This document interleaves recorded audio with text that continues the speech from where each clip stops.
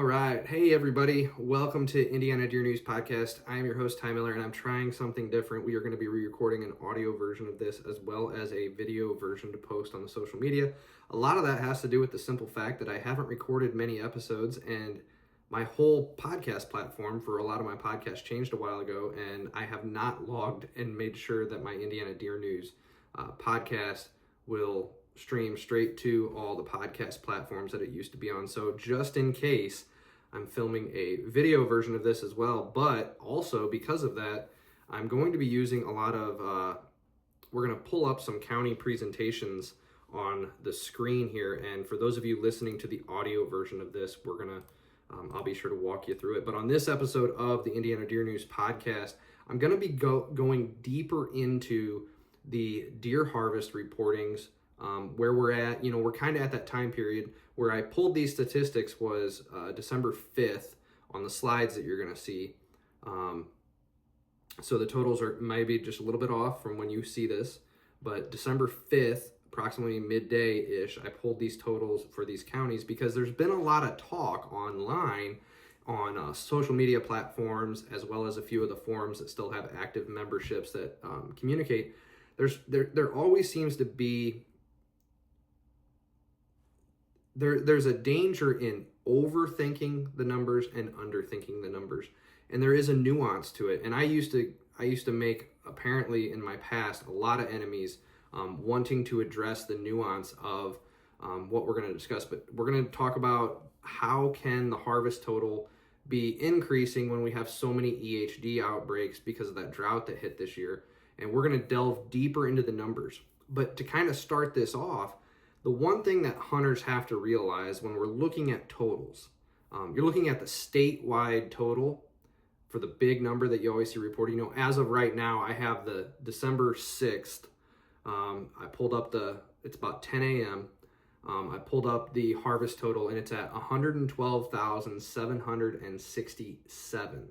And if you go to the state website page that tracks this, you know as well as I do, you get 10 years worth of data. You get this year's compared to the previous 9 seasons, and you have 2 bars on each season. You have the darker bar that is the total at the exact time frame or a similar time frame to as you are looking at it now, date-wise. And then there's a higher grid line that kind of tells you the overall total. So, and then the year that we're in, it only gives the as is right now, of course, because we don't know what the total is. We can project it or see kind of where we're heading towards. But right now, we are basically one of the highest totals in the last 10 years for this time frame of the year. Now, we are far enough removed from the closing of our normal Indiana deer firearm season to say that we are trending in that direction. Because if you know, the opening day of firearm does change year to year depending what Saturday it opens up on. But we're far enough removed that all of these numbers comparing to the last 9 years should be, for the most part, completely closed of Indiana firearm season as well. So those snapshot comparisons do draw a parallel to where we are. Digging deeper into the numbers, though, so I saw a lot of guys, and there was a lot of guys and gals getting kind of into semi-heated discussions about whether or not they understand, or whether or not these numbers seem, to use their terminology, right or wrong, because they don't understand how so many EHD, such a big EHD outbreak can occur in a large swath of, the northern third of the state really got a lot of reportings. I don't necessarily know how many were confirmed. The DNR can only confirm or test so many at a time.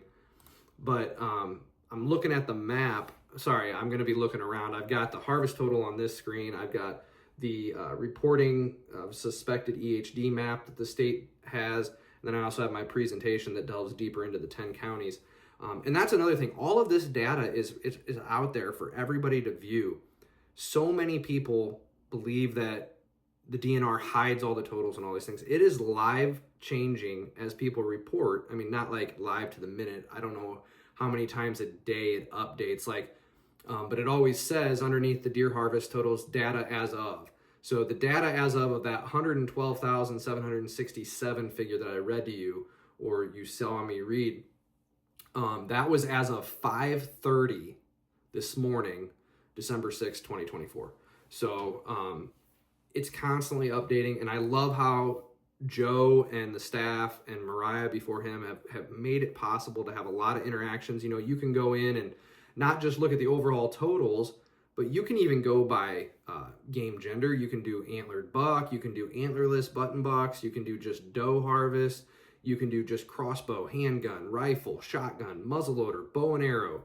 You can separate it out and see where everything is trending, which is a very, very fun thing to do. And there are some observations that I've made that maybe we'll delve into in a podcast in the future. But you got to think deeper, folks, than just the overall state total. There was a few people attacking other people because they think, people are over harvesting, people are doing this, they're doing that. Well,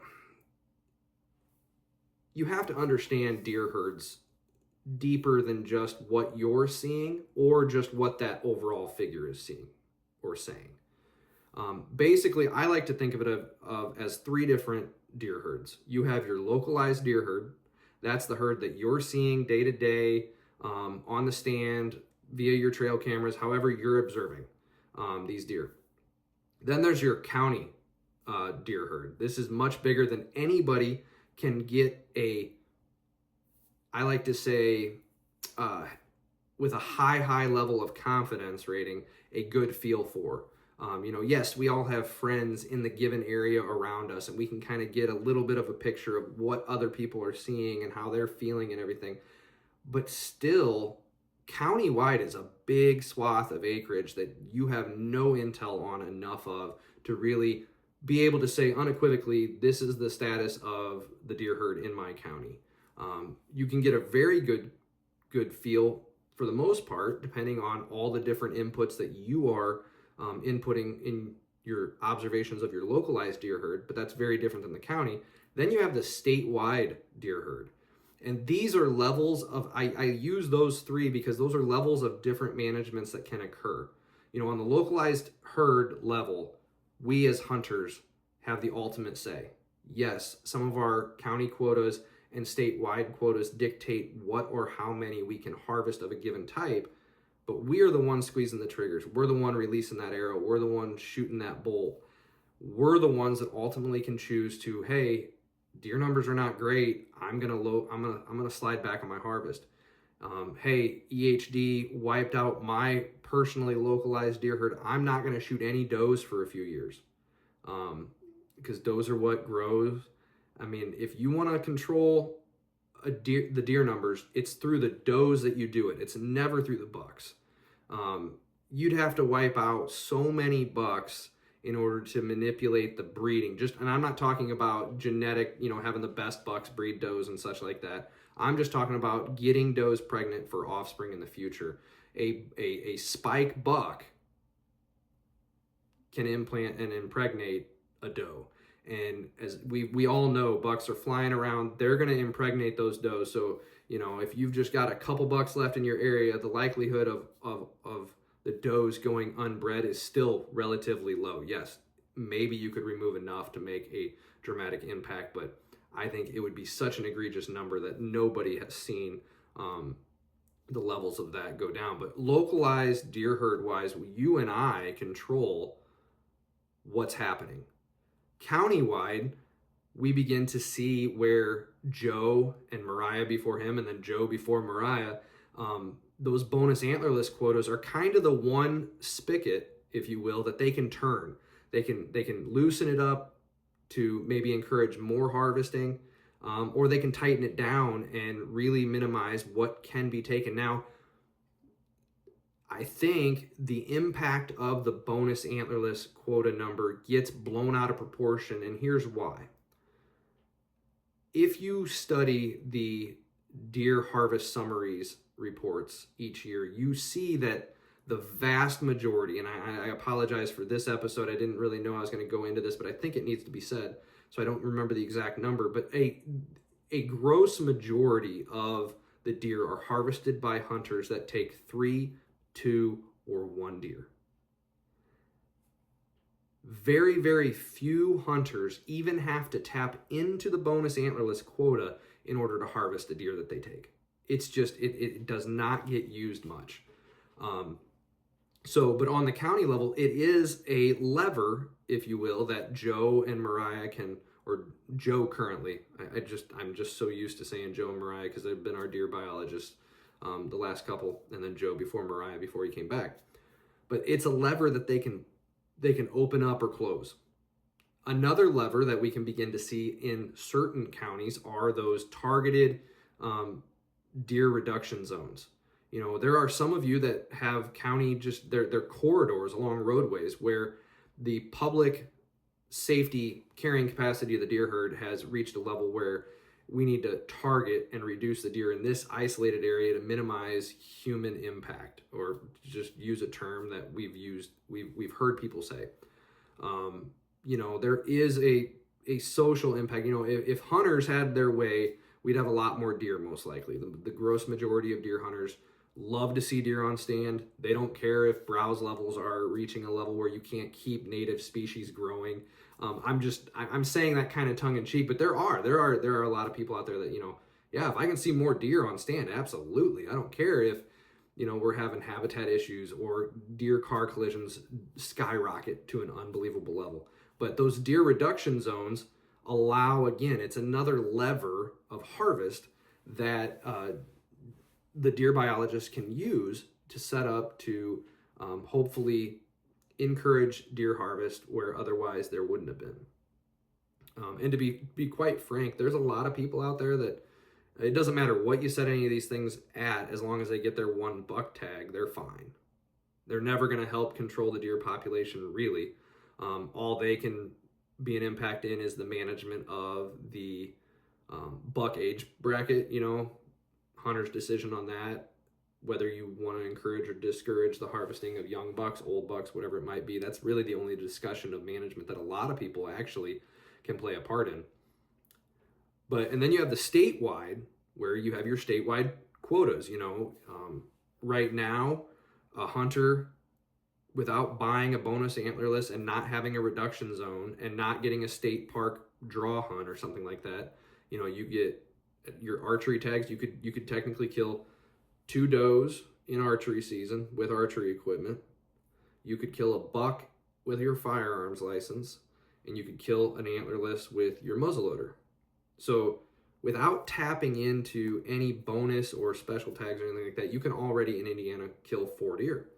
Now, if you kill a buck in bow season, it drops a little bit. You know, you kill a buck in bow season, you can still kill a doe.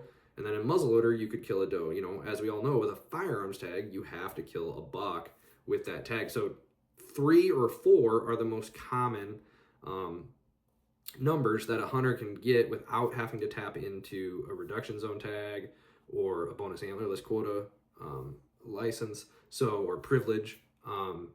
So yeah, those are the 3 levels of the herd.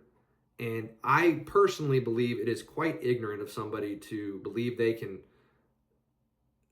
make blanket statements on whether the deer herd statewide is great or good or bad or terrible. Countywide, I think you can begin to get a feel for it, but it's still, in my opinion, quite ignorant to believe many people. There might be a few that are so tapped into an area. Maybe they head up a group that's like 100 deep and they literally send in reportings daily.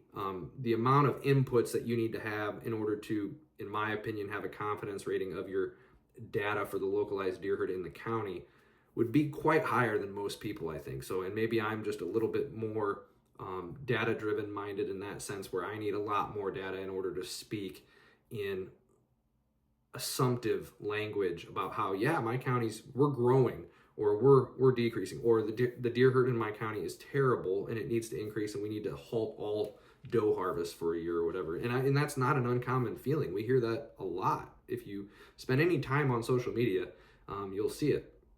More so in the past than now, but it does exist. But I wanted to speak specifically, let's slide in now that we've had that discussion of localized, county, and state. Let's look at some county harvest totals, because, you know, right now the state overall harvest is trending And this is going to be potentially the highest or the second highest deer harvest we've seen in the last decade. Now, that's just numbers. I will say, I can tell you one factor that absolutely caused me to believe we were going to be at least in the top 4 or 5. I always look to the weather that existed on opening day and then Thanksgiving weekend. What was the weather like? And I'll be honest, yes, a lot of us diehard deer hunters, the weather was terrible around the firearms opener for the best deer activity, in my opinion. It was warm, unusually warm, but what unusual warm does, it gets a lot of people out in the field, in the woods, because it's not cold. They're not freezing on stand. They're not experiencing bad weather as much. There was probably some, spread across the state, but I mean, up by me, anybody could stay on stand all day opening day if they wanted to. It was such mild weather that, there are some guys that probably usually only last an hour or two. Some years they were on stand lasting 4 or 5, or they were able to sit that all day sit. So that's a factor that absolutely, it's really hard to measure that. In speaking of data and statistics, it's not something that I've been able to, I would have to go back, look at Weather Underground history ratings of those years. And maybe that's something I'll do at some point. But I guess, in my opinion, I've just never cared enough in order to do that.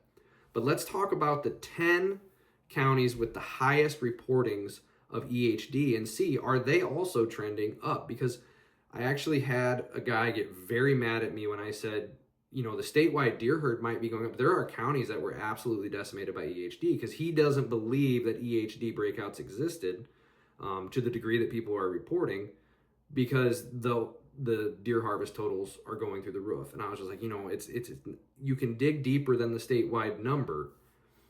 So let's look at, so what I did was I pulled the top 10 reported, numerically top 10, not density to county or acreage, because there's a few counties that probably are smaller that have like 54 or 50 that density wise they're probably a little higher than some of the counties that we're going to look at. But let's look at the counties and their harvest totals of the highest reportings. These are in no specific order numerically. I just pulled the top 10 and I kind of worked in a way and then had to circle back. But anyways, this is Steuben County, or Steuben.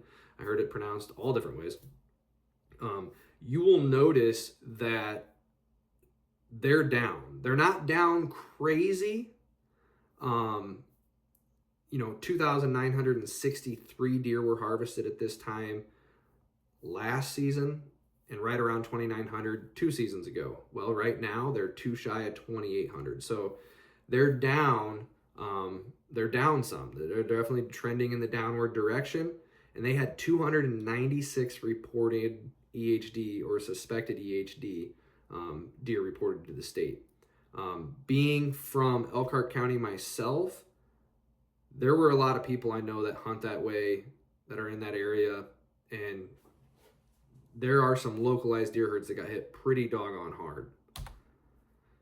Allen County. This is obviously where Fort Wayne is at as well. This one, staggeringly low compared. This is the lowest harvest total almost that they've had in the last decade. Only 2017 and 2018 were they lower. And in 2017, they were only 6 deer lower. And in 2018, it was like 17 deer lower or 16 deer lower, something like that, at 1,339. They are at, oh no, that's a lot more. Sorry, math did not math there. But yeah, compared to the last couple years, they're down like 300 deer, which is a lot.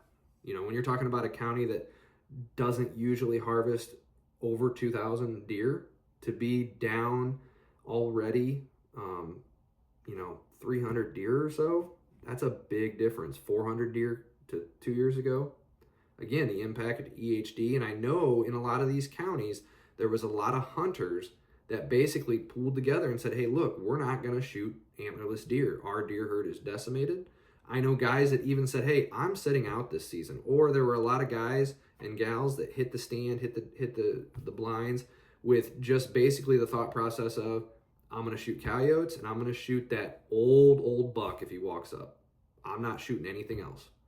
And that's a tough decision because we all love this, and some of us put in a lot of time and effort and energy into this thing called hunting, and that stinks to have to limit ourselves in that capacity. This is Noble County. Noble County, 161 reported suspected EHD. Sorry, I had to get a drink. Again, they're down as well. Third lowest total in the last 10 years. They are approximately 300 deer down as well. So just like Allen, trending in the wrong direction for this year comparatively. Huntington County, 104 reported. They're down, but not down astronomically. 996 compared to 1,053 the previous year.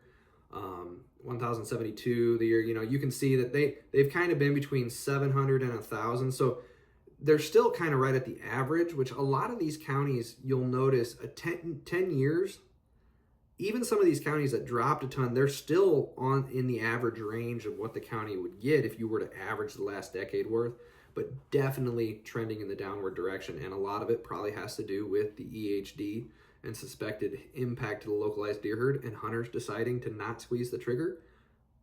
And sadly, hunters in there that probably don't pay attention at all, and they're just not seeing the deer to squeeze the trigger on. And I say that, I don't say that mean or derogatorily. There is a lot of people that enjoy the deer woods that they are oblivious. They don't pay attention. They don't want to. And that's fine. They enjoy deer hunting in their own way. But that's one of the things that I think we as hunters in the hunting community in Indiana need to try to encourage people to tap in, engage, do the hunter surveys, do the responses, listen to podcasts like this, listen to people that discuss things, go to local events. It only makes deer hunting in Indiana better. I'll just say that, and we'll keep going. Wabash County, Wabash, 154 reported, and these are just reportings. There's I guarantee you there's deer that go unreported, and I guarantee you some of these numbers were people that just found dead deer that they're not really EHD related. Maybe if I have time, I'll share a story that I had of a deer this year that I had to put down or shoot in hunting season that was acting really weird, but it was not EHD. It was tested, and it was a brain abscess and all that kind of good stuff. Bad stuff, not good stuff. Wabash, 154 again. They're at 1,166. That is just about 30 deer shy of being 400 down from last year. In the last 2 years, they were right around 1,500 at this time of the year, and they'll be lucky to hit 1,300 this year. So again, another county significantly with a regression in harvest totals. Here we go. We got the county that I hear so many people pronounce in different ways. So I'm from Elkhart County, just the northern neighbor of this one. I've always heard Kosciuszko. I've heard Kosciuszko. I've heard a lot of other different pronunciations, but whatever you call it, this is the K County, the Cocoa County, as I've heard it also referred to. But they're down, not crazy, 2,161 compared to about 2322 and 2379 the last 2 years. In this case, there's only 3 years that have harvested more than this year in the last decade. So this is one of those counties which is a little odd. Yes, they're down to the last 2 years, but if you live in Cocoa County, 7 of your last 10 years, you were lower than this at this time of the year. So, while harvest trends would say this year there was less deer based solely on that number, which again, we've spoke on, that may be a little bit of an ignorant way to interpret these numbers. But if you look back collectively, you could say, well, the Kosciuszko County deer herd must be doing at least stable-ish or possibly growing over the last decade, given the harvest total. collectively being sub 2,000 for 2015 through 2019, and then the last 4 years, 3 of the 4 have been above 2,000, and now we are again this year. So let's look at LaPorte. So heading west from where I'm at, I drive through LaPorte, heading to a buddy's property where I am helping them with some doe herds, which is going to be an interesting discussion when we get to that county. But LaPorte County, they're pretty much right there with the same. They're kind of like Cocoa, where the numbers are actually higher than their average, but they're just slightly lower than 2 years ago. But they're actually only 1 deer difference from last year. So here's a county that 136. I don't know where that ranks. They're probably around the 6th or 7th most numerical reportings to the state of suspected EHD. Porter County. By far, Porter County, I have a friend over there who's tapped into the community. He's a farmer, and there's a lot of deer being killed by EHD, a lot of dead deer being found in ponds and such. And, I've heard from some people, if you own a farm of any sizable nature over there, you probably were within 3 to 5 miles of an EHD case if you didn't have one. Just look at the harvest.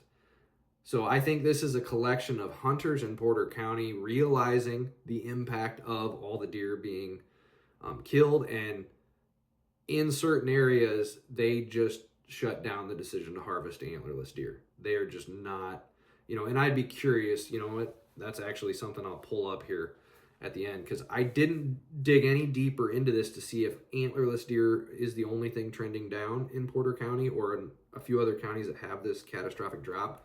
You can see they're almost 400 deer, or they're almost 300 deer off of their all-time low. They set the all-time low for the last decade at this time of the year.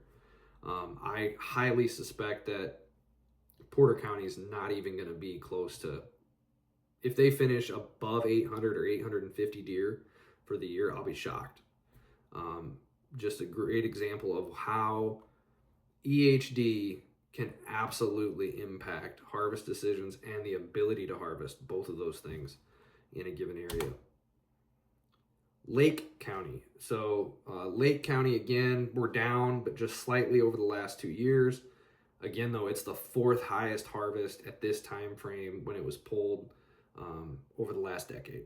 So again, you got another one of those counties that is acting opposite of what the statewide trend is indicating. However, it's still pretty steady and actually a slight increase over a 10-year average for that deer harvest in Lake County. Now we're going to skip back to LaGrange. LaGrange, again, just like Lake and Cocoa, Kosciuszko, and a few others, it's down just shy of 2,400. In the last couple of years, they've been about 2,550. So about 150 deer down. But again, if you look at their 10-year total, it's still an increase quite substantially over 5, 6, 7, 8, 9 years ago, when they were not even breaking into the 2,000 range. This year they're at 2,387. I heard LaGrange County had EHD, but it was very spotty, which EHD tends to be for whatever reason, wherever the midges are at. And maybe we'll have a podcast with Joe where we'll just talk EHD. What is it? Is there anything we can do? It's a natural phenomenon. It's not phenomenon, but it's a natural thing that's on the deer landscape every single year. It is not something new to 2024. If you go down to the south, east part of the state, like Wayne and Henry, Rush, Fayette, I think, Jay, Randolph, like a few of these counties down there, if you will remember, they got hit hard by EHD. And some of the southern counties got hit hard by EHD a few years back. And if you pull up their harvest trend now, they're starting to trend up again because people didn't harvest, Joe lowered the lever of bonus antlerless quotas just like he's done up north some recently. And it doesn't take long. The really cool thing about deer is the simple fact that they rebound quickly. Studies have been known to show that fawn production of triplets and twins are greatly influenced by the carrying capacity of the habitat. And if the deer herd is dropping, that means there's more room for the capacity of the habitat and the deer around it. There's been studies on clear cuts up in the big woods of northern Canada and areas like that, and like Minnesota and such, where in the subsequent years following broad clear cuts where the lush green growth and a lot more food is growing, the increase in twins occurring skyrocketed. Well, it was because Mother Nature knew it had the ability to feed and support those twins. So I think the same thing happens when EHD breaks through, which it only makes sense, is the carrying capacity of that area, there's a lot more room now because there's a lot less mouths to feed on the landscape. And Mother Nature has a way of kind of, refilling itself, if you will. It reclaims that space. It reclaims, just like plants. If you disc up a field and you don't do anything, Mother Nature's going to take it over very quickly. So I think that's a powerful thing. So I just wanted to hop on here, illustrate to many of you guys a little bit deeper into the harvest totals. And like I said, you can dig even deeper. We can pull up Porter County, and let me exit my presentation, and we'll do this quick little exercise. Let's go to Porter County. I'm gonna pull up Porter County harvest, and let's just see what antlerless deer. So antlerless deer is down about 363. Antlered deer to this point are down about 300. So it's actually pretty even. There's probably, if I were to suspect, there's probably a lot of hunters out there that just took this year off. Or were just massively more selective. So what I was curious of, I kind of was wondering if we were going to see, yes, a drop in the antlered category, but not as severe, maybe just a 10 or 20% drop. But it was the antlerless that we really saw the decrease, but it's actually been, pretty much both of them are cut in half. And I'll try to throw a screenshot up of this. So this is antlerless, 395. Again, the lowest total by far spread across the last 10 years. And then let me recheck that and uncheck all the antlerless. Oh, it's processing. All right, and then here is the antlered, 325. Again, lowest there's been in a lot of years. So yeah, but you can dig in. You can do things like this, and you don't have to be... I don't want to say it in a mean way, but if you're going to have discussions with other hunters on social media, in-person forums, whatever it might be, educate yourself. Educate yourself to all of this. That way we are spreading knowledge and not just opinions. That's not the right way of saying that. Let us spread knowledge based or educated opinions, I guess you could say.